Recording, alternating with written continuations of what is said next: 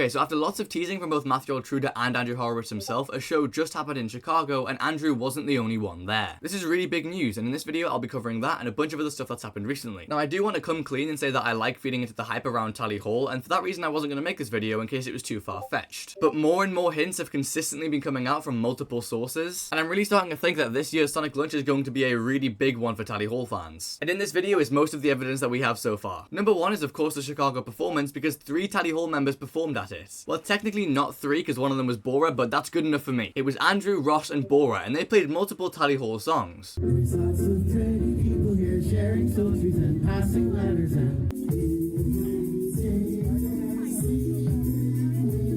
following the footsteps of my man, he sent to reprimand the mystic.